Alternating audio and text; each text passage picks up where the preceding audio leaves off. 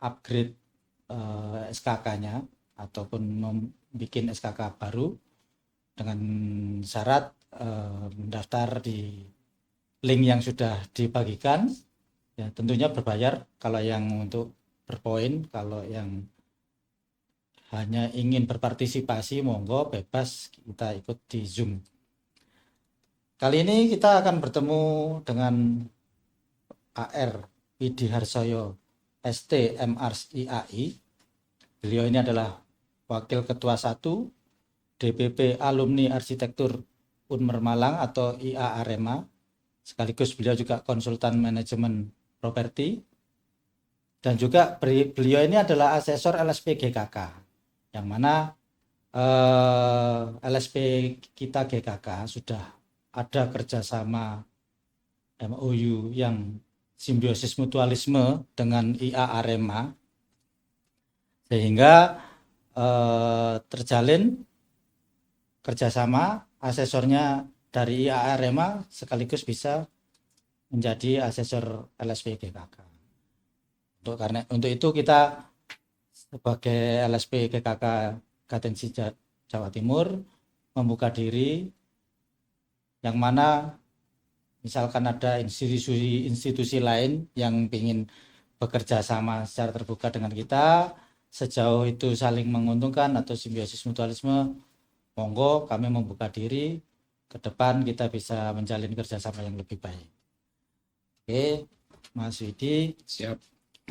Mungkin ada sedikit yang diutarakan dahulu untuk menyapa para viewer kita. Monggo.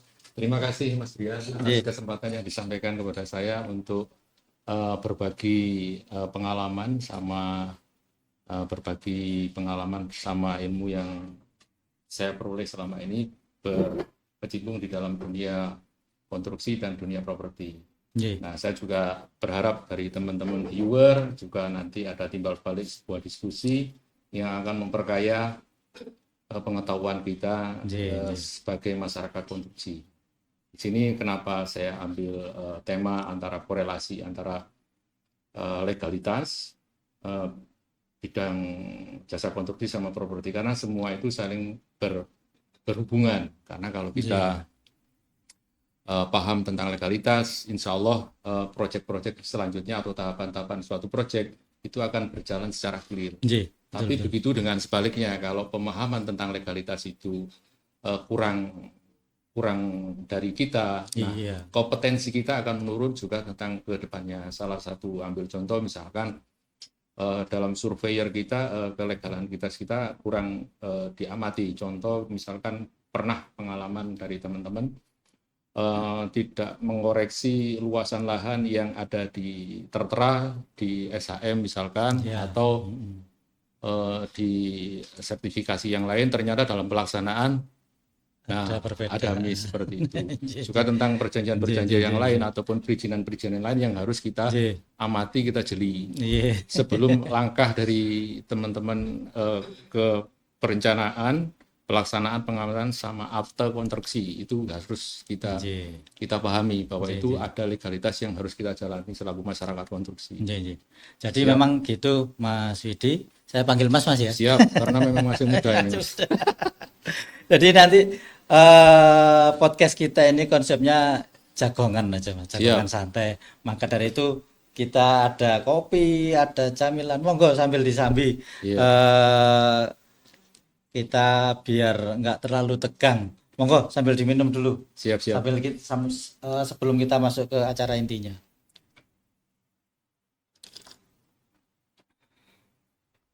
Jadi gitu Mas Widi, ini memang jagongan. Harapan kita para viewer tidak merasa digurui ya, karena memang kita sharing pengalaman, sharing ilmu, siapa tahu bisa menambah ilmu bagi para viewer. Siap. Insya Allah. Ini kita masuk acara pokok ya Mas ya. Mungkin sebagian besar nanti pertanyaannya yang secara real di menjadi masalah bagi para kita pekerja jasa konstruksi, mungkin juga di dunia properti juga.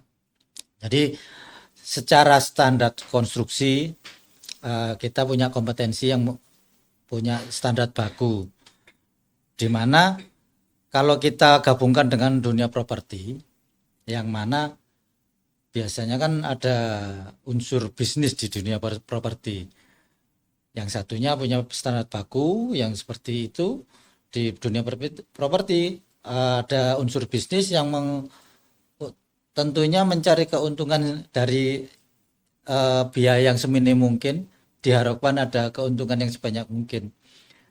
Kira-kira relate-nya antara dua unsur ini seperti apa di pelaksanaannya? Oke, saya akan mencoba menjabarkan Mas. Jadi Yeah.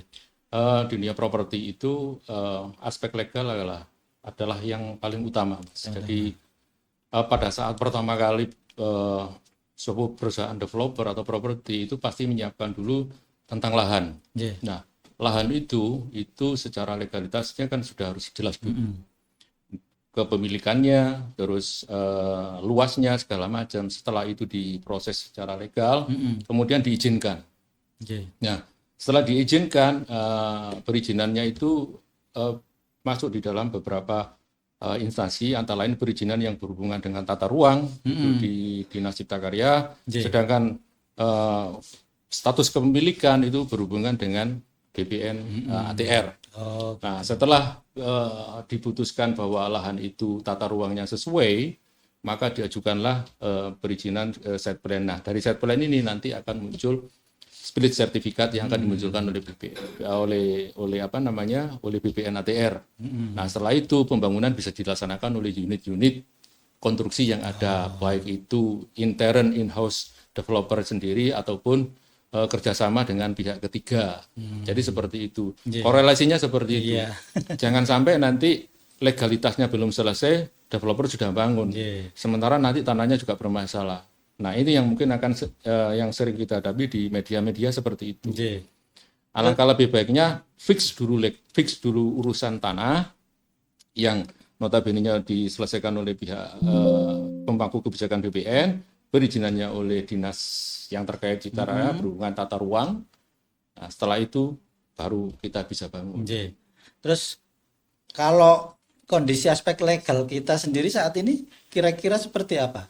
Kan semakin ke sini digitalisasi, online, paperless dan sebagainya. Nah, saya sebenarnya sangat setuju, Mas, dengan kondisi sekarang ini untuk kegiatan legalitas yang ada sekarang itu sudah memakai sistem, namanya sistem manajemen bangunan gedung (SIMBG). Jadi semua peraturan lewat situ semua, mulai dari OSS sampai analisis dampak lingkungan segala macam sampai munculnya suatu PBG ataupun SRF untuk bangunan yang sudah berdiri. Ya. Kebanyakan di developer kan ada bangunan yang sebelum berdiri, kebanyakan seperti itu untuk urusan PBG-nya. Nah, itu sekarang kenapa paperless? Ya memang peraturan dibuat untuk memudahkan, tapi relasi kenyataannya juga mungkin masih ada terkendala di lokasi segala macamnya itu. Dan itu ditimbulkan karena mungkin kurang pemahaman dari masyarakat pemakai jasa itu sendiri. Iya. Karena memang sekarang untuk pengajuan perizinan segala memang harus oleh tenaga ahli yang sesuai di bidangnya, antara lain oleh arsitek, oleh sipil, sama oleh MEP. Semua terintegrasi seperti itu, Mas. Jadi untuk tenaga ahli konstruksi memang saat ini sangat diperlukan sekali untuk proses perizinan yang berhubungan dengan hal teknis. Iya, iya. Sebenarnya kalau kita baca kita mengkaji dari keadaan tersebut ya. Kalau di dunia jasa konstruksi kita sendiri itu apa sih yang terjadi? Kok sampai pemerintah mengeluarkan apa yang namanya PBG, SLF dan sebagainya tadi, yang notabene itu sesuatu hal baru. Walaupun kalau kita membaca sebenarnya itu aturan yang benar seperti itu. Cuman kok baru sekarang istilahnya diterapkan. Apakah pemerintah membaca ini semakin melenceng orang-orang ini atau semakin seperti apa? Mungkin kalau menurut pendapat saya ya sebuah peraturan itu dibikin pasti untuk yang lebih baik, Mas. Ya, betul. Pasti itu. Iya. Dan mungkin kalau kita feedback ke belakang ya, itu Iya. memang sudah ada. Cuman aplikasinya aja yang masih belum bisa. Nah, sekarang kan online semua. Iya. Semua terintegrated di sistem. Iya. Cuman kalau mungkin ini penyempurnaan ya. Kalau dulu IMB aja udah cukup. Sekarang sampai PBG. PBG nanti kaitannya dengan SLF kalau sudah. Ya kalau dari materi yang kalau Mas Bian pernah ngurus ya di Iya. IMB kan, Iya. itu kayaknya lebih mudah ya. Iya. Tapi kalau di SIMBG kan materinya itu lebih complicated. Komplit. Complicated. Iya. Jadi Penyempurnaan mungkin ya. kalau complicated itu kan, kalau lihat saya pribadi itu Iya. sebenarnya dari kacamata profesi itu makin membuka peluang ya, Iya. peluang kita selaku tenaga ahli yang meng-hire di bidang itu. Salah satunya Mas Bian kan juga teknik sipil, nah strukturnya itu kan Iya. bisa dipakai di kajian strukturnya. Iya. Nah, saya di kajian arsitekturnya. Teman-teman yang di MEP juga bisa dipakai di situ. Itu kolaborasi antara tiga profesi itu yang nanti berhak memberikan kesimpulan atau masukan tentang bangunan tersebut layak apa tidaknya diterbitkan suatu perizinan bangunan gedung. Berarti sebelumnya kalau yang dulu-dulu kemarin enggak ada semacam itu ya, atau mungkin enggak perlu badan yang konsultan atau gitu. Gitu. Sampai sekarang pun perizinannya. masih dibatasi Mas. Jadi yang untuk bagian analisisnya itu kan bangunan di bawah 90 itu masih tidak tangani oleh dinas, tapi yang di atasnya itu kan tenaga ahli ya. Tenaga ahli. Karena itu komprehensif sekali masalahnya. Iya. Jangan sampai, mohon maaf, kemarin terjadi peristiwa gagal konstruksi dan itu kan banyak di masyarakat kita. Iya. Oh, kalau rumputnya sekarang nyewa tenaga ahli itu kan mahal. J. Padahal kalau ditangani oleh tenaga ahli itu sebenarnya investasi. Iya. Investasi bahwa ada jaminan aman dari tenaga ahlinya sendiri yang memang dari pemerintah sudah ada. J. Jaminan amannya apa ya, berupa SKK tenaga ahli itu. Iya. Ya kayak Mas Bian sipil kan punya SKK untuk ahli teknik bangunan gedung. Iya. Kalau dari arsitek punya STRA, dari MEP punya legalisasi untuk bagian MEP untuk bangunan, kan ada tuh. Jadi semua sudah terintegrated, sudah ditangani oleh orang-orang profesional. Oh, nah iya. Jadi seperti itu. Kalau dulu ya kita koreksi aja lah. Iya. Ya, sekarang ikut jalan yang benar Iya. aja. Sebenarnya kembali ke jalan yang benar kalau bisa dibilang. Cuman memang hal baru dan yang mungkin spesifik ya, detail, terus apa istilahnya mengikat. Jadi ya akhirnya orang yang tidak terbiasa hal-hal semacam itu merasa berat ya, mungkin ke arah itu ya. Kulino gak teratur jadi teratur Iya. gitu loh Mas. Diawasi terus dan itu harus berdasarkan data yang benar ya, Iya, bukan benar. berdasarkan asumsi aja. Kalau misalkan dari sipil kan harus jenengan kan harus ada data sondir. Nah, Lah semacam itu kan harus. bukan koyoke sing winginane mek ngono tok gak apa-apa. Lah. Jangan seperti itu. Sekarang kan ada data sondir, jenengan kan baru bisa ngitung konstruksi bangunan yang dipakai, baloknya berapa, kolomnya berapa kan gitu Mas. Iya, betul. Ini pertanyaan berikutnya adalah pertanyaan yang klise. Sebenarnya kalau kita melihat dunia jasa konstruksi sekarang ini kan mungkin ya sedang muram-muramnya, sedih-sedihnya. Nah, banyak para pelaku jasa konstruksi itu sudah mulai berpikir mengambil jalur lain. Di antaranya masuk ke dunia properti ini. Siap. Nah, kira-kira apakah bisa atau kemungkinannya seperti apa nanti ke depan kalau kita merambah ke dunia properti ini? Ya, Terus apa aja yang mungkin kira-kira harus kiat-kiatnya dipersiapkan gitu? saya melihat sih karakter orang teknik Mas ya. Iya, Masyarakat konstruksi kan kebanyakan orang teknik. iya, Orang teknik kan kalau ngurus legal itu kan males Mas. iya, Maunya yang gini, 1 tambah 1 sama dengan 2. Kebanyakan seperti itu. iya. Praktisinya itu seperti ini gini. Cuma Cari kalau gampangnya, praktisnya. kalau di dunia properti, pertama yang kita siapkan itu adalah faktor legal, Mas. Iya. Jadi di dalam properti itu sendiri, kalau pengalaman saya itu ada bagian legalitas, ada bagian admin dan keuangan, ada bagian teknis, ada bagian untuk marketing, Mas. Jadi ini kolaborasi dari divisi-divisi ini untuk menciptakan suatu produk. Jadi tidak tergantung dari salah satu divisi saja. Jadi tergantungnya itu macam-macam kolaborasi dari satu sistem. Nah, nanti diatur dalam flowchart internal perusahaan itu seperti apa. Oh gitu. Jadi legalitasnya udah oke, bisa bangun. Nah, bangun pun kan berdasarkan permintaan dari user. Ada yang ready stock, ada yang berdasarkan ready stock, dan satu lagi berdasarkan dari kita untuk ACC dari bank seperti itu. Ada KPR, ada tunai, dan itu ada manajemennya, Mas. Dan progres dari bangunan itu pun sendiri itu adalah ranahnya orang teknik yang saya tanyakan tadi. Oh, progresnya sudah segini, saatnya kita nagih untuk uang muka. Kalau cash saat nagih pada saat progres berapa persen dia membayar. Jadi pada saat intinya nanti udah selesai, legalitas berperan lagi untuk diadukan AJB. Atau jual beli dengan notaris. Banyak indikasi-indikasi yang terkait orang jasa konstruksi yang harus dipelajari lagi gitu. Kalau misalkan masuk ke dunia properti. Biasanya teman-teman yang masuk itu wah bangun langsung gitu. Akhirnya kan orangnya beli secara KPR kan belum siap. Syarat-syarat orang beli KPR apa aja kan dipersyaratkan oleh bank. Antara lain slip gaji itu kan butuh administrasi, KTP segala macam. Sampai pada penentuan berapa kredit yang harus dibayar. Nah, kita ya harus belajar lagi di ekonomi. Belajar lagi komplek ya berarti. Belajar lagi untuk acara finansial. Apalagi kalau dibangunnya itu rumah untuk MPR, masyarakat berpenghasilan rendah. Itu proyek pemerintah ada apa? Ada namanya FLBP, fasilitas likuiditas perumahan untuk masyarakat MPR. Berapa suku bunganya? Paling enggak kita feedback lagi, Mas Bian.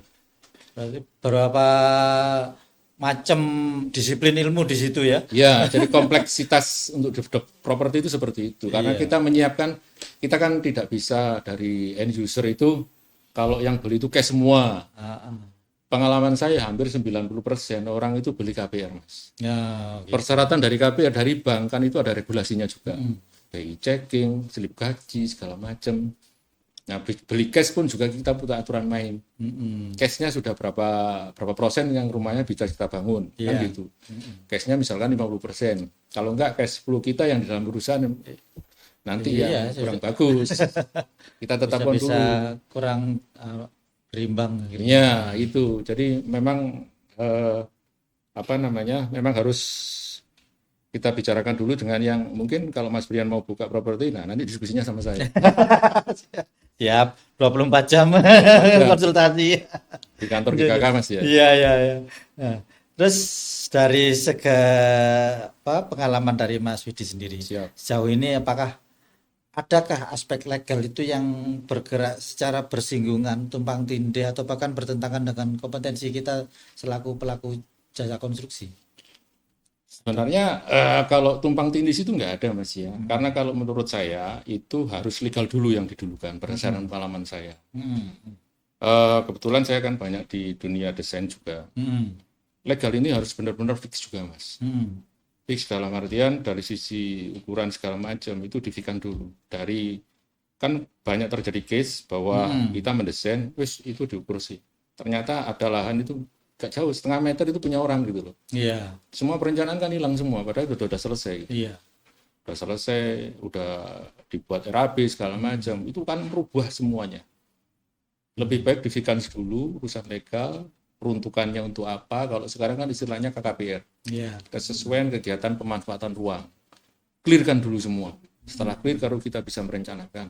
Karena di dalam perencanaan itu kalau dulu namanya kan AP, di situ ada berapa garis sepadan bangunannya, lantai bangunannya berapa, KDH-nya berapa, urusan dasar hijau. Nah, setelah itu kita baru mendesain. Baru setelah urusan mendesain, saya menghubungi Mas Brian, Mas, tolong hitung strukturnya kan gitu. Betul. Dengan yang lain. Nah, terus kalau misalkan kita marketing, desain marketingnya seperti apa yang marketable, baru bisa dijual. Yang menarik. Itu Kalau tumpang tindihnya nggak ada. Ya kita yang tinggal menempatkan diri itu pada posisi di mana. Nah, ini menarik ya. Kalau memang tidak ada yang bersinggungan atau mungkin kita bisa mengikuti legal ya. Nah, pertanyaannya kalau saya misalkan dunia konstruksi atau properti itu kan sangat berkembang. Kita misalkanlah dari perencanaan itu yang anti mainstream lah, atau misalkan megastruktur Hmm. gede banget ataupun bangunan-bangunan unik yang orang bilang kadang menentang gravitasi lah atau dan sebagainya. Nah, itu kebanyakan kan masih ada yang aturan-aturan legal itu belum bisa mengikuti hal-hal yang baru semacam itu. Contohnya misalkan kayak ukuran balok atau ukuran kolom, Pak. Kalau kita hitungan biasa dengan pembesian yang biasa mungkin ketemu dimensi sekian. Tapi begitu kita kasih pre-stress dan sebagainya, dimensinya jadi berubah. Nah, secara aturan misalkan, oh bentang sekian harus dimensi sekian. Ada perubahan yang teknologi baru tidak bisa diikuti oleh aturan itu, kira-kira solusinya seperti apa kalau misalkan? Sampai pengalaman saya sejauh ini kan saya belum pernah Belum ngalamin ya. Mas Brian ya, hal-hal seperti itu. Setidaknya kalau kita mengajukan ke suatu sistem atau peraturan, ya kita ajukan aja dasar pokok pemikiran kita itu seperti apa gitu. Ah, Dasar pemikiran kita kenapa pakai konstruksi seperti ini. iya. Nah, itu sebenarnya kan aspek-aspeknya banyak Mas Brian. Mm, Kenapa sih pakai konstruksi seperti ini gitu loh. mm, Misalkan mau menentang gravitasi atau segala macam, itu kan pasti ada alasan-alasan. Konsepnya seperti apa? iya. Nah, sementara ini kan keandalan bangunan kan ada 4 aspek, Mas. Aspek dari kenyamanan, keamanan, kesehatan, dan kemudahan. Nah, itu aspek itu apakah memang diperlukan konstruksi seperti itu gitu. Dilihat dari fungsinya juga. Kalau selama ini di properti, fungsinya kan fungsi hunian, Mas. Iya. Nah, fungsi hunian ini kalau saya lebih mengutamakan ke hunian. Titik letak beratnya itu di sana. Kalau kita sudah berubah pada fungsi tampilan, nah ini kan berbeda. Iya. Nah, Kadang ini- untuk menarik kan gitu bentuknya yang unik gitu kan ada ya mungkin ya yang Iya, ada. Cuman ya. kan feedbacknya ke kita, total wiro, Mas. Iya. Nah, properti itu juga ada daya beli, Mas. Iya, iya. Pada saat kita lontarkan bahwa konsep properti seperti ini, kita balik-balik lagi ke daya beli. Iya. Kalau pengalaman saya, ini bedanya, beda kalau di luar ya. Kalau orang bangun properti itu kan berdasarkan user needed ya. Tadi Iya. user perlu ruangan apa itu baru dibangun gitu Iya. sama perusahaan propertinya. Kalau di kita duitmu sak piro, Nah, bangun apa kan iya. gitu. Kadang kenapa pemerintah itu membuat paket-paket gitu Iya. kan. Kadang Paket yang MDR penting gini. punya rumah dulu. Ya, itu Hasil Mas. Karena kan pola pikir di kita itu adalah pola pikir uangnya yang ada ini berapa sehingga ditentukan lokasi A, lokasi B kayak di Malang itu tidak lebih dari 200 juta untuk MDR ya. Uang mukanya tidak lebih dari 20 juta atau minim uang muka bisa punya rumah. Nah, Kita iya. beda lagi kan di Jakarta. Di Jakarta beda lagi mungkin bisa 300 400 dengan kondisi yang sama gitu loh. Iya. Nah, kita yang bicarakan itu Oh. adalah kebanyakan yang untuk pemilikan rumah itu tentang nominal. Tapi kalau di luar yang mungkin masyarakatnya sudah maju ya Maju. ekonominya, sampai datang ke properti ada lahannya, ditanya nih ruangan apa aja yang perlu dibutuhkan. Saya pengennya model gini. Modelnya seperti ini, ya. karena kan secara analis keuangan finansial mereka sudah ada. Makanya kayak di luar sampai ada bangunan-bangunan unik kayak di Belanda itu yang kubisme menghadap menentang semacam itu karena dia untuk sekedar mencari pencahayaan yang bagus sampai bangunannya unik-unik gitu kadang. Iya, bisa Mas. Ya, jadi konsep-konsep yang ditawarkan di properti selama pengalaman saya sama ini lebih ke arah kebanyakan sih Mas ya, Iya. itu ke arah kalau jadi itu bangun ini desain ini sampai ini patokannya udah dolarnya sampai ini gitu. Iya. Jualnya segini gitu. Iya. Tidak Makanya lebih sampai dari sekarang ada yang program RSSS itu. ya itu Mas. Jadi kita mendesain, Iya, iya. kita mendevelop, membangun, kita menjual, siapa terus yang mau beli gitu loh. Iya. Jadi lebih ke arah sana. Iya. Nah, ini Mas Widi selaku tim PBG SLF ya. Sejauh ini pada waktu mungkin menilai suatu konstruksi atau bangunan properti, adakah yang sekiranya menyalahi aturan? Contohlah komposisi fasum dan lahan terbuka hijaunya tidak sesuai misalkan itu ya, ataukah mungkin melanggar area damija, atau mungkin juga melewati batas sempadan sungai dan sebagainya. Terus kalau memang memenuhi terbukti ada hal-hal semacam itu, solusinya seperti apa? Ini sudah terbangun, sudah jadi. Karena memang aturan kan diketati di akhir-akhir ini ya. Nah, sebelum itu kan belum ada pengetatan semacam ini. Kalau sudah terjadi gimana? Nah, pada saat kita mendapatkan order untuk mengkaji suatu bangunan, kita akan mempunyai dasar, Mas. Iya. Dasar kita itu apa? Dasar kita itu berupa KKPR, kesesuaian kegiatan pemanfaatan ruang. Jadi itu analisis pertama yang dipakai arsitek untuk menganalisa bangunan tersebut dari sisi legalitas. Apakah bangunan tersebut melanggar dari ketentuan dari KKPR itu apa enggak? Kalau melanggar, ya kita konsekuensinya melanggar gitu. Melanggarnya ini enggak sesuai misalkan GSB, GSJ yang Mas Brian tadi bilang damija, melanggar seperti ini, ya kita tulis itu bahwa itu melanggar.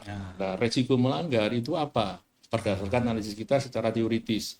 Teoritis itu diperoleh dari mana? Itu dari peraturan kementerian PUPR. Bisa juga dari teori-teori yang sudah kita pelajari selama ini. Antara lain teori kerapatan bangunan, teori tentang sirkulasi bangunan, antara orang dengan bangunan. Nah, itu efeknya seperti apa kalau melanggar seperti itu. Nah, terus kita ngasih sarannya harus apa? Nah, sarannya itu misalkan kalau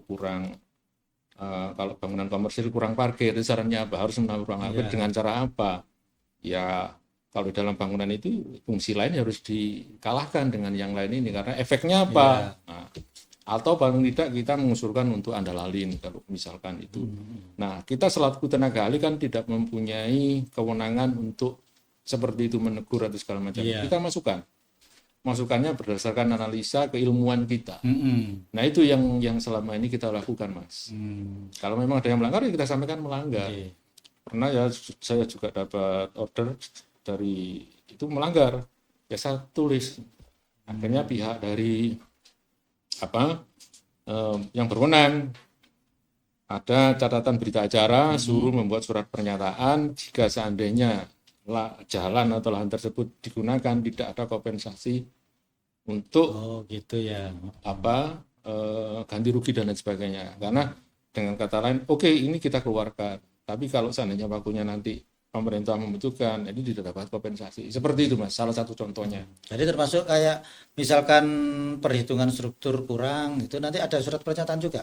Kalau sudah jadi bangunan sudah jadi, pernyataan bahwa nanti misalkan ada kegagalan struktur atau gimana, menjadi sama, tanggung Mas, jawab semua gitu bidang yang ada di dalam SIMBG itu kan ada arsitek, sipil sama MEP ya.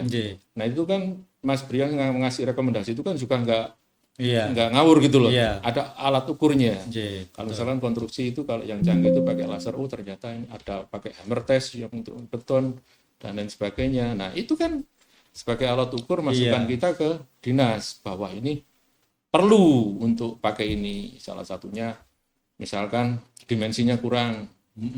Selaku tenaga ahli, Mas Brian menambahi harus disuntik sama kolom kan gitu, Mas. Karena hitungan beratnya sekian, tegangan sekian kan gitu. Iya, memang kita tugasnya kajian aja ya. Sampai ada catatan-catatan itu tadi. Untuk perkara action punishment-nya instansi terkait ya. Itu mungkin bisa memaksa bongkar ataukah mungkin memaksa bikin surat pernyataan seperti tadi gitu ya. Kira-kiranya seperti itu. Atau memang itu yang harus dilakukan ya. Berarti ya kita cuma sebatas kajian. Terus menarik tadi yang masalah kaitannya antara bangunan, gedung dan orang-orangnya dan sebagainya. Ini dalam merencanakan suatu kawasan, boleh dibilang ini kita harus bisa bertindak seperti Avatar ini ya. Harus bisa mengendalikan tanah, air, api atau cahaya, mungkin angin atau udara. Nah, kira-kira untuk membuat atau merencanakan suatu kawasan, treatment atau usaha apa dari Mas Widi selaku perencana ahli teknik bangunan gedung untuk mengendalikan tanah itu tadi, unsur-unsur itu tadi. Artinya mungkin dari lahan atau dari penataan. Avatar. Iya. Ya, seperti konsep awal, Mas. Jadi konsep awal itu yang diperlukan di properti pada saat awal itu adalah tanah. Istilahnya seperti itu ya. Iya, betul. Tahap-tahapannya tanah, terus kita kita ajukan untuk diajukan dulu untuk peruntukannya seperti apa. Oh, gitu ya. Nah, nanti sudah pada posisi mau ke jenjang lebih serius itu yang tidak kalah penting adalah komunikasi sosial, Mas. Jadi dengan masyarakat sekitar itu apakah proyek kita itu ada penolakan dan sebagainya itu masuk sebagai salah satu persyaratan untuk diajukan perizinan. Nah, ini yang memang orang-orang teknik ini males ngurusi kayak gitu, Mas, hubungan dengan masyarakat sosial. Mulai dari lurah atau kepala desa, unsur di bawahnya segala macam, masyarakat sekitar. Nah, itu biasanya ada berita acara konsultasi. Dan ini harus clear, Mas. Iya. Kalau enggak clear, nah kita nanti pada saat membangun pasti itu bermasalah itu sudah. Dan ini demo dan sebagainya. Iya, dan ini dalam hal teknis ya, itu tidak ada hitungan teknisnya, Mas. Iya. Kalau jangan ngitung volume pondasi, volumenya dikalikan harga satuan ketemu rupiah, ini nggak akan ketemu, Mas. Karena berhadapan dengan masyarakat, manusia itu yang beda. notabene punya psikologi sendiri-sendiri ya. Punya psikologi massa, punya masyarakat, nah ini yang harus kita selesaikan. Iya. Makanya kan kalau di properti itu, apalagi yang untuk skill luas, Mas, skill per hektar-hektar, nah itu kita harus pintar-pintar untuk mengelola manajemen itu seperti itu. Gitu ya. Kita mungkin akan sediakan beberapa pawang-pawang masyarakat. Koordinator lapangan yang memang kita tidak punya ilmunya. Iya. Itu Ilmunya harus itu bisa itu. merangkul masyarakat setempat. kita. Apalagi kita berkolaborasi menggunakan air tanah segala macam. Nah, itu yang agak susah, Mas. Iya, ilmu sosialnya sosiologi antropologi. Iya, ini bekerja sekarang. Ini tidak melulu teknik ekonomi bisnis ya, Mas. Iya, harus itu. semua. Termasuk nanti mungkin kalau kita megangnya pemuka agama, akhirnya religi juga. Iya, itu yang memang harus dianukan yang di awal itu harus clearkan, dipahami. Iya. Sebelum saya lanjut pertanyaan berikutnya kepada para viewer, bisa dipersiapkan, kita akan buka dialog interaktif. Admin bisa dibuka, nanti akan kita diskusikan bareng-bareng dengan Mas Widi di sini. Monggo yang ingin punya pertanyaan untuk bisa mengirimkan di admin kita. Lanjut sambil menunggu Mas Widi ini. Oke. Sebagai seseorang yang pernah bekerja di luar negeri ini, mungkin bisa menjelaskan kesamaan atau perbedaan standar kompetensi kita atau aturan aspek legal di negeri kita ini dengan yang di luar negeri, kurang lebihnya seperti apa? Ya, Mas, itu memori saya tahun 2002, Mas. Iya. 2002 setelah lulus dari arsitektur, membawa saya itu ke Brunei Darussalam. Iya. Saya menjadi salah satu staf di perusahaan konsultan di sana. Jadi tugas saya itu di bawah naungan arsitek yang sudah ada di sana, itu menyiapkan, kalau di sini itu istilahnya IMB atau PBG. Kalau di sana bahasa Melayunya itu sijil, Mas. Jadi tugas arsitek di sana itu kebetulan saya itu kerja di konsultan kelas R reguler. Jadi menangani bangunan-bangunan kecil, bukan yang all building ya, kelas A. Saya itu sampai hafal bangunan itu berdasarkan letak dari jalan, itu nganter gambarnya itu ke instansi itu beda-beda. Jadi 3 kategori itu di dalam kawasan, di dalam kawalan, bahasa Melayunya di dalam kawalan. Di dalam kawalan ini di radius 1000 feet dari jalan. Di luar kawalan itu yang jauh di pedesaan. Gitu. Di dalam kawasan bandar dan desa. Itu sebenarnya kalau dibuat diskusi itu asik Mas. Saya Iya, ada iya. contoh-contoh desain waktu di sana. Iya, iya. Jadi arsitek itu nggak ngurusin yang namanya struktur Mas di dalam gambarnya itu. Iya. Terintegrasi dengan peraturan pemerintah. Hmm. Jadi nggak ada istilahnya, kalau istilahnya atap itu to the civil engineering Iya, iya. detail. Detail. Begitu juga pondasi, foundation and footing to the civil engineering design. Melulu di arsitektur dulu ya, Itu sesuai peraturan aturan. satu fungsi tata ruang. Itu aja. Sampai Nanti perkara pembangunannya biar orang sipil sendiri yang mikir. ya, yang mikir itu mereka, kita nggak mikir ke Iya. sana. Jadi di sana itu kalau misalkan di dalam kawasan bandar gitu di kota, Iya. kawasan bandar itu kita bisa ngantar itu ke 11 instansi kopi desain. Oh, gitu. Nah, waktu itu kan masih manual Mas, jadi kita Iya. ngantar di ke 11 ke kesehatan. Mm-mm. Itu diatur tuh kesehatannya. Jadi luas bukaan berapa persen dari luas ruangan yang dilayani. Itu ada Mas aturannya. Gitu. Sampai manhole itu dibuatnya itu berapa dari keluar dari saluran air kotor itu manhole. Dan itu Resapan biopori dan iya, sebagainya. terintegrasi dengan sistem saluran yang sudah ada di kota, Kota. yang sudah terbangun oleh pemerintah. Itu ya. Segitu. Iya, jadi kita Segitu sudah kompleknya. masalah di sana Saling sudah terkait. teratasi dengan Iya. pemerintah sendiri. Kita ngikutin gitu, Heeh. ngikuti dari sistem yang sudah dibangun. Ya bedanya nih ya, bedanya sama kita. Iya. Kalau di sana itu on time. Dari Hmm. misalkan saya ngantar gambar tadi itu 11 instansi 2 minggu ngasih coret-coretan gambar. Nah, terus setelah dikasih coretan kita benerin, print lagi, dibawa lagi sampai ada collecting dari beberapa instansi tadi dikumpulkan. Nah itu masuk di namanya instansinya perancang bandar dan desa. Itulah nanti keluar sertifikat nanti untuk itu jadikan kontraktor untuk bangun. Bangun. Jangan sampai sekali-sekali kontraktor bangun nggak ada PIMB-nya atau PIB-nya. Iya. Urusannya jail Mas, Oh, JAIL. penjara. Urusannya di sana. Hotel Prodeo. Ya, di sana tegasnya seperti itu. Iya, iya. Bangun nggak sembarang bangun. Sebenarnya sama juga kalau bangun juga kontraktor. Kontraktor yang apa?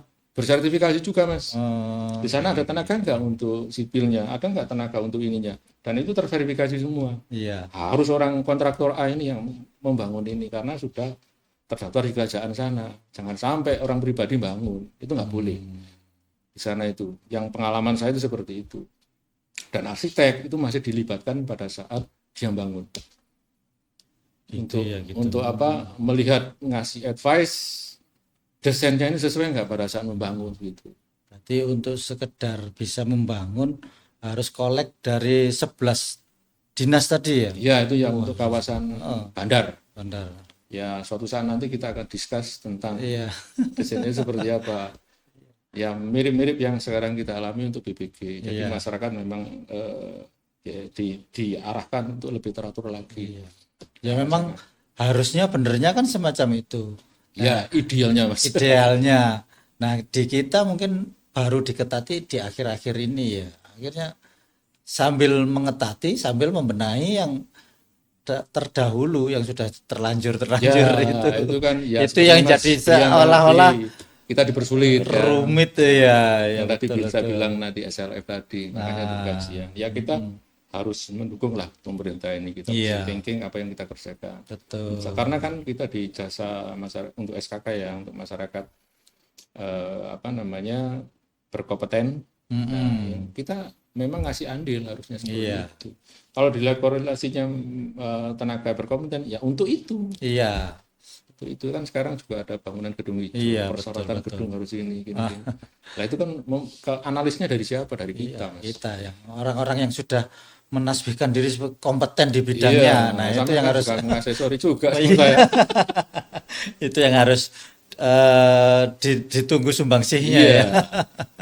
Iya, iya. Bagaimana Mas Admin? Sudah ada pertanyaan masuk? Belum ada. Para viewer yang sekiranya ada pertanyaan atau ganjalan terkait dengan aspek legal, mungkin yang lagi rame, lagi viral ini kan PBG SLF yang serasa rumit ya, tapi memang idealnya semacam itu agar bangunan kita ke depan itu aman, nyaman. Agar bangunan kita keandalannya tetap terjaga. Nah, tetap Keandalan bangunan. iya. umur bangunan sendiri juga Iya. lama dan sebagainya. Bagaimana? Kita tunggu sebentar lagi kalau misalnya ada. Iya. Oh iya, nggak apa-apa. Ini ada viewer langsung real di sini.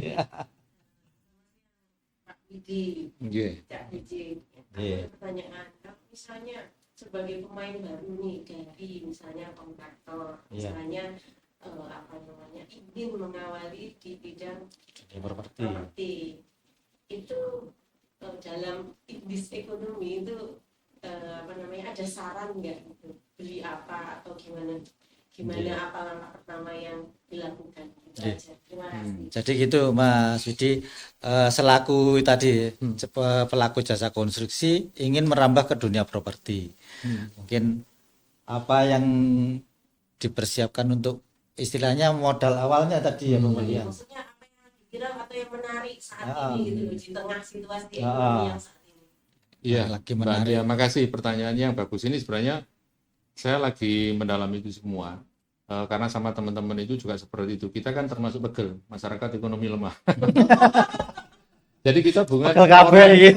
Iya, kita bukan seorang turunan konglomerat Iya. yang sedianya Harus. lahan itu banyak. Ah. Gitu. Tapi kita mau punya investasi properti, apa Iya. yang sekiranya yang sesuai dengan kemampuan kita. Kalau biasanya saya itu kan punya, insya Allah punya teman-teman Mbak yang di bank, Mm-mm. yang mungkin NPL-nya itu ada, non performing loan untuk apa namanya kredit dari apa debiturnya kurang ya. Kita coba dekati, apakah itu sebelum lelang kita bisa memiliki itu, caranya seperti apa, itu banyak kok. Nah biasanya harganya itu dalam tanda kutip bisa miring. Gitu. Nah bisa miring, terus Mbak Mia bisa menanyakan tuh, ya kita bisa searching ya, searching kita melakukan yang sekarang lagi ini desainnya yang seperti apa. Kalau memang kita punya niatan untuk menjual, Mm-mm. lepas ego kita sebagai punya rumah untuk Iya. kita huni sendiri. Mm-mm. Fungsi-fungsi itu, fungsi jual itu yang seperti apa? Yang marketable. Oh, yang biasanya kalau pola pikir kita KB itu anaknya 2. Nah, pola pikir seorang arsitek bisa seperti itu. Tata ruang. Ya. Sehingga dari tata ruang yang kita olah muncullah nanti biaya Mm. yang feasible dan worth it bagi mereka yang mau beli. Itu kiranya seperti apa? Pangsa pasarnya sudah ditentukan. Mau harga 500, 500 sampai 750 sampai 1 M ke atas. Iya, memutuskan dulu. Tapi itu apa nggak ada aturannya? Misalkan kita mau bikin suatu kawasan perumahan gitu ya, harus ada berapa persen untuk yang premium, berapa persen yang middle, berapa persen yang RSS. Jadi pengertian perumahan saat ini yang berdasarkan peraturan perumahan, yang dimaksud perumahan adalah di atas 5 kapling. Nah, itu harus mengikuti peraturan perumahan, Mas. Nah, itu harus peraturannya harus ngikutin. Iya. Peraturan A, B, C, D ini harus diikutin. Tapi kalau kita, kata Mbak Mia tadi, ini ekonomi, Iya. ya kita harus tahu diri gitu loh. Iya. Pangsa pasar apa? Ciptakan aja. Mm. Ya, sekarang saya lagi sama teman-teman itu di Malang ya.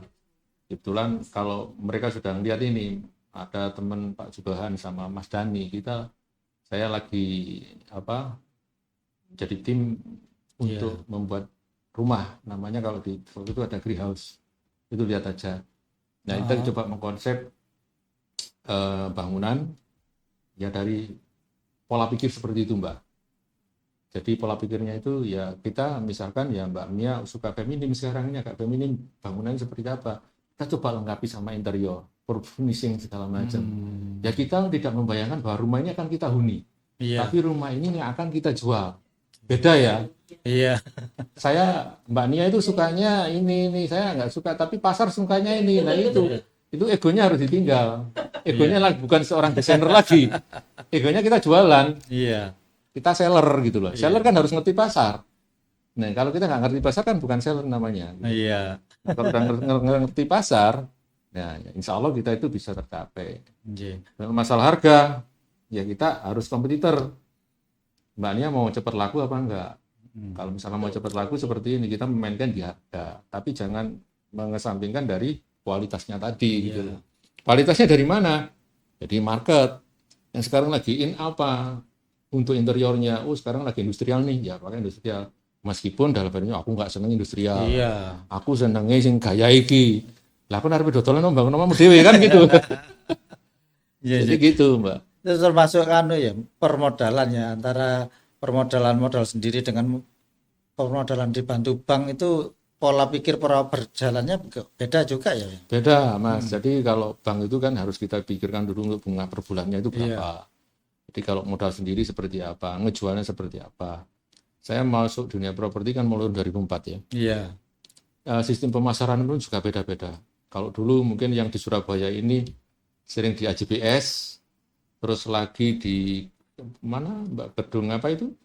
Gramedia. Oh, Nah, iya, sekarang kan udah berubah. Pemasarannya gimana? iya. Ya lewat medsos, mistok segala macam. Iya. Ini sudah bisa gerak, kita bikin konten segala macam. Sekarang mulai bergeser ke sana. Nggak melulu pameran gitu ya. Ya, tetap pameran ada Iya. untuk mendekatkan kita secara langsung dengan customer. Nanti TikTok nanti bisa ke sini atau kita ke pameran seperti itu. Cuman porsinya sudah jauh banget Mas Brian. Jadi kalau misalkan menurut Mas Widi tadi 5 unit ke atas itu sudah masuk aturan perumahan. Iya. Lantas kalau yang di desa-desa kita kan sering lihat ada kafling, entah itu desa yang mengkafling atau siapa. Itu posisinya seperti apa kalau jual kafling gitu? Jadi apa namanya? Menyalahi aturan juga ya sebenarnya atau gimana? Kita properti itu kan cari legalitas yang memang benar-benar sesuai dengan aturan pemerintah, Mas. Oh, betul betul. Orang yang beli itu kan mengharapkan bahwa rumahnya nanti juga dapat PBG, persetujuan bangunan gedung dari pemerintah. Nah, kalau sudah seperti itu agak susah lah Mas untuk ke sananya. Iya. Karena perizinan itu dimulai dari yang dasar dulu.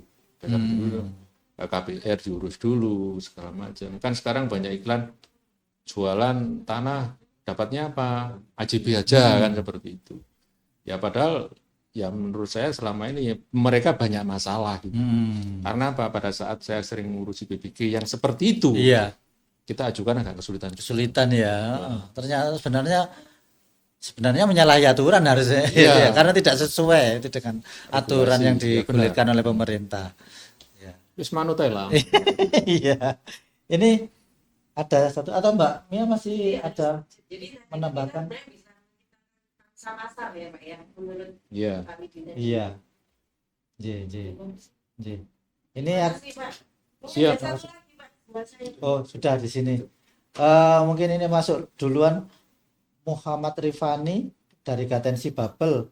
Syarat-syarat minimal lahan perumahan beserta PSU dan Fasum yang sesuai aturan pemerintah pusat untuk perizinan. Nah, jadi gini, pada saat kita mengajukan perizinan, pada saat kita melakukan perizinan awal ya di dalam itu kan hubungannya sama pemerintah daerah bersangkutan dengan properti yang kita dirikan. Iya. Kalau pemerintah pusat biasanya masih bersifat general, Mas.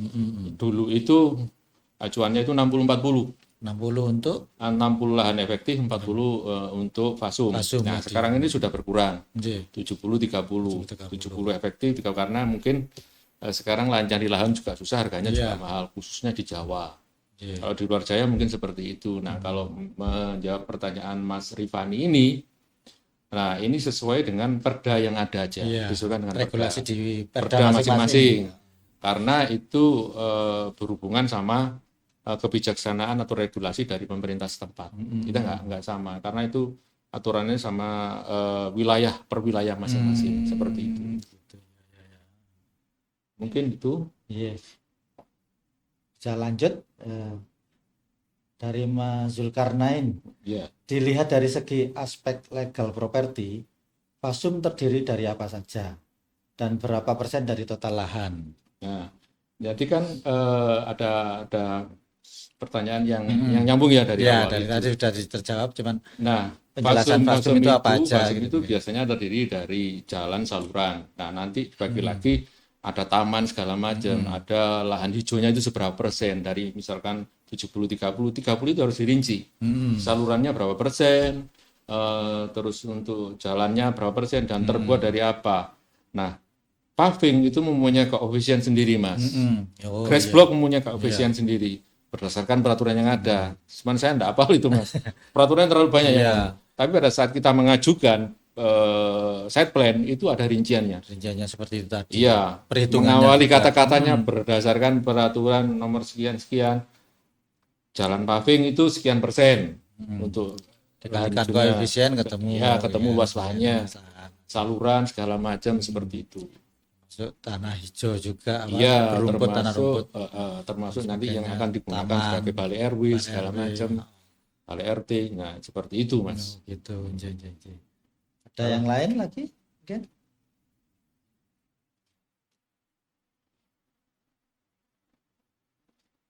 Kira-kira ada lagi?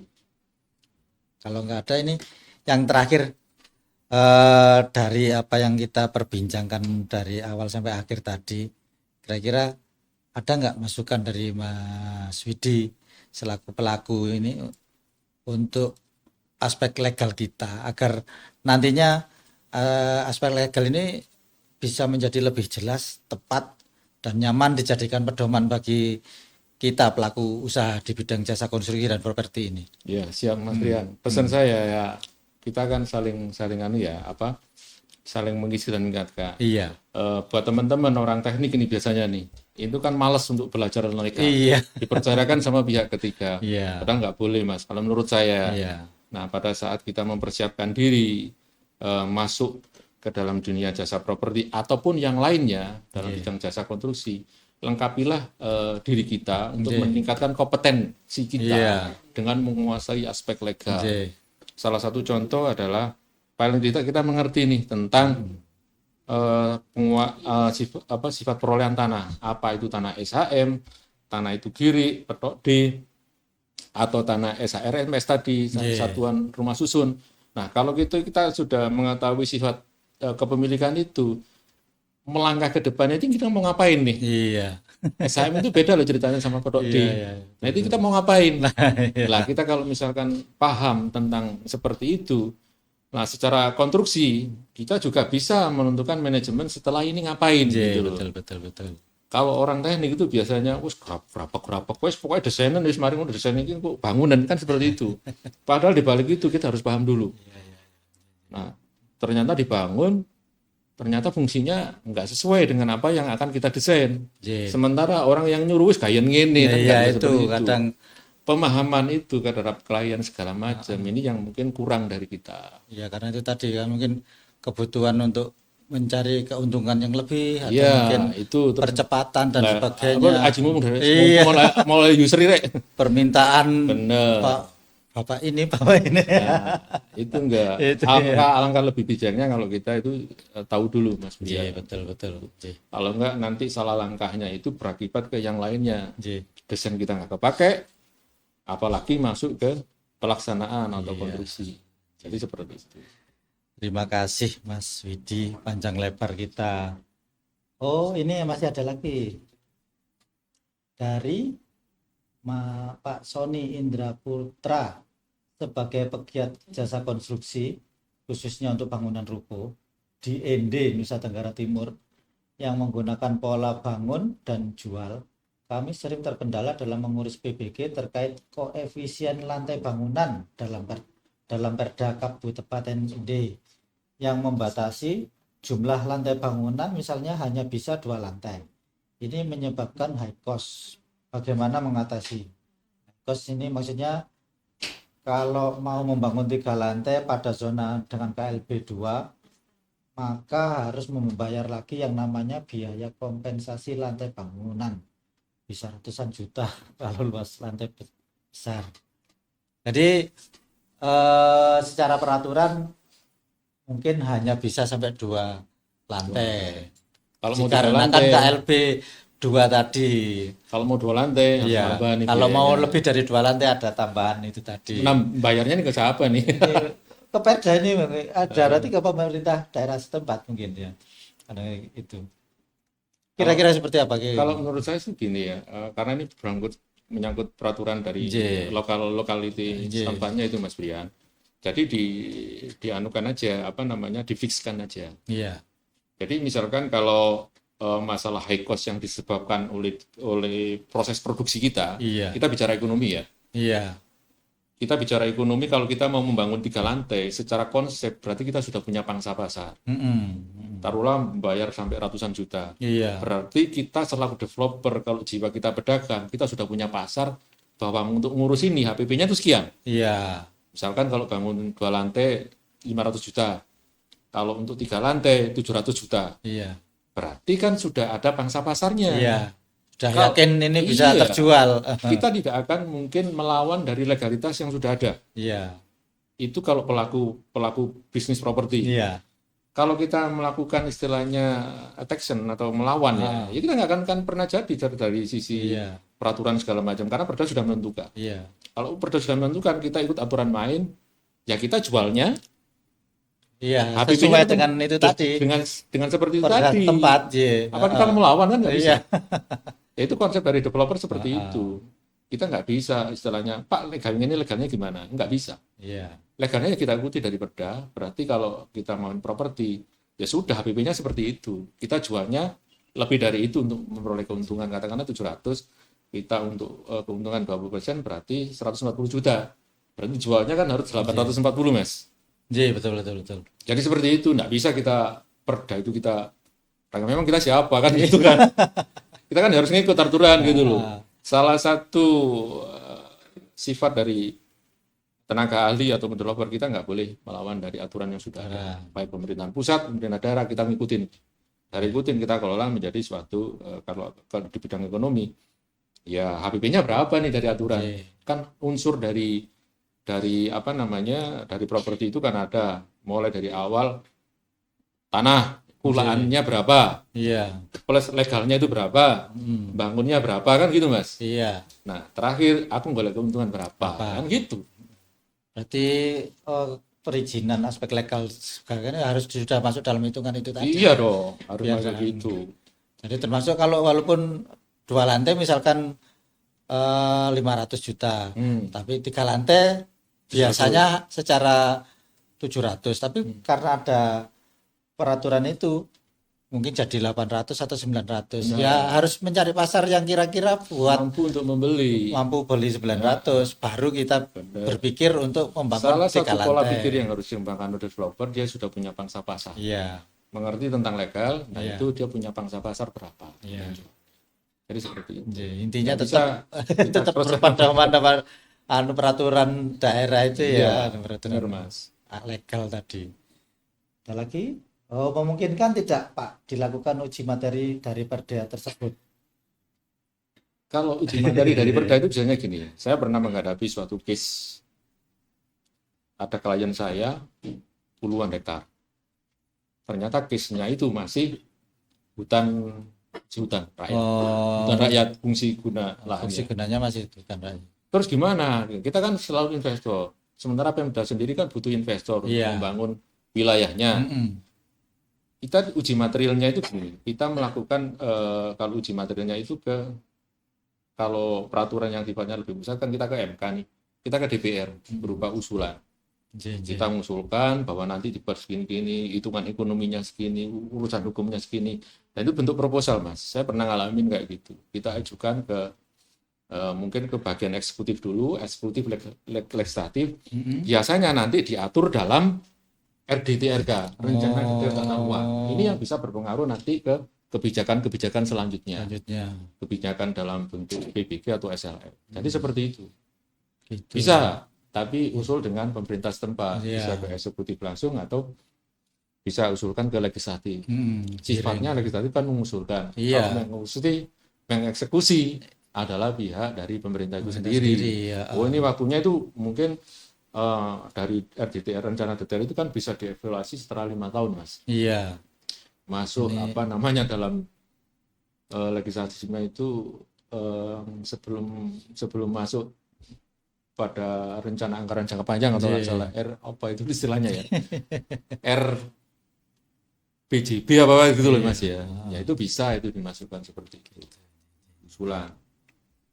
Oke, terima kasih panjang lebar kita membahas masalah aspek legal ini, terutama mungkin PBG SLF itu ya Mas ya. Kalau boleh saya ambil kesimpulan bahwa kompetensi kita ini sebenarnya alat untuk membantu kita dalam aspek pemenuhan aspek legal kita di dunia properti gitu ya. Membantu ke arah yang lebih benar dan sebagainya. Kira-kira semacam itu. Ya acara gini. Oh masih ada lagi.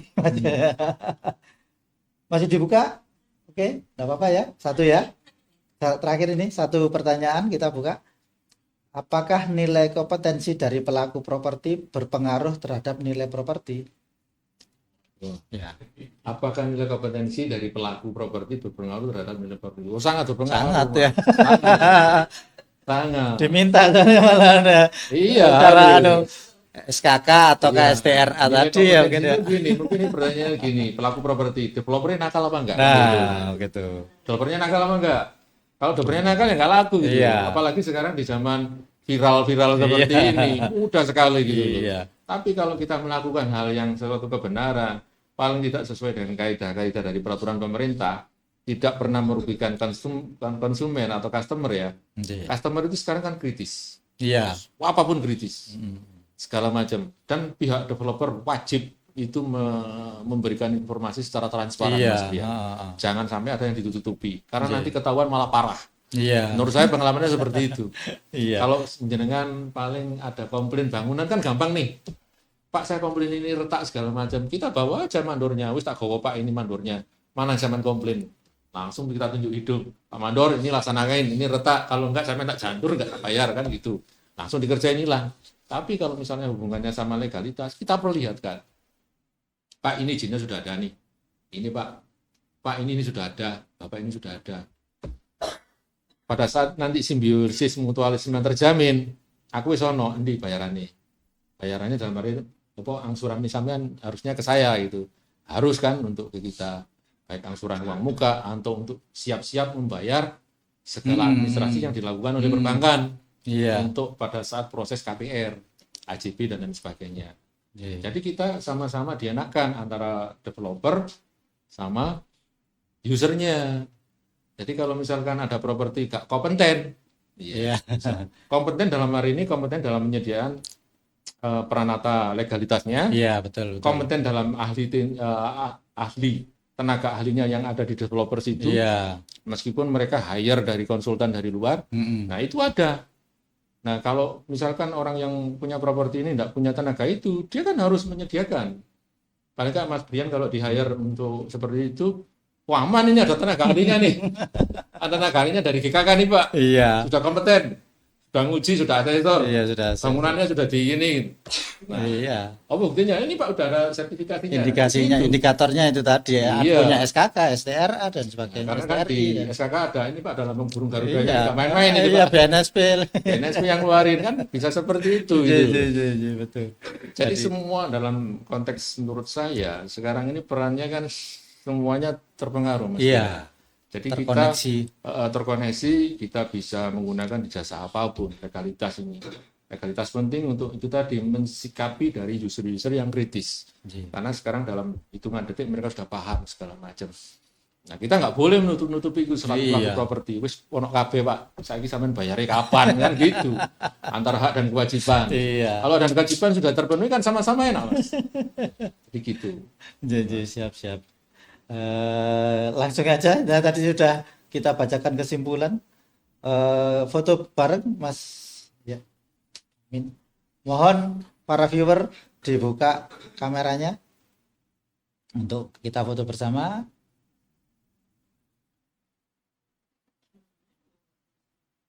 Tahan.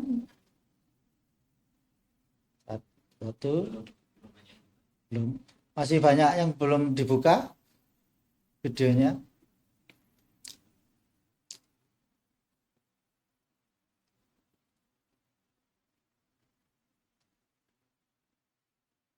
Bagaimana? Sudah?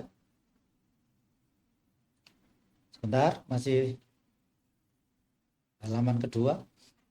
Berapa yang viewernya? 37. Tadi 42. Alhamdulillah.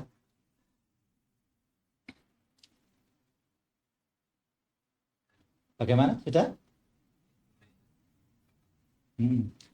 Oke.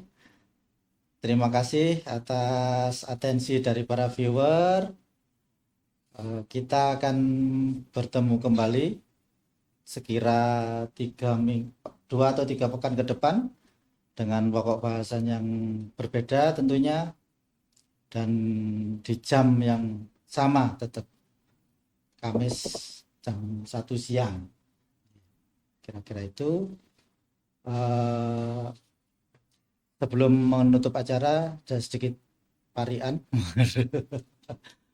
Ngemut gelali, kena topine. Cakep. Ngombe es puter, kena kaine. Ojo lali, podcast ngopine, nambah pinter, ono poine. Wassalamualaikum warahmatullahi wabarakatuh. Salam GJ. Monggo Mas, sambil diminum lagi.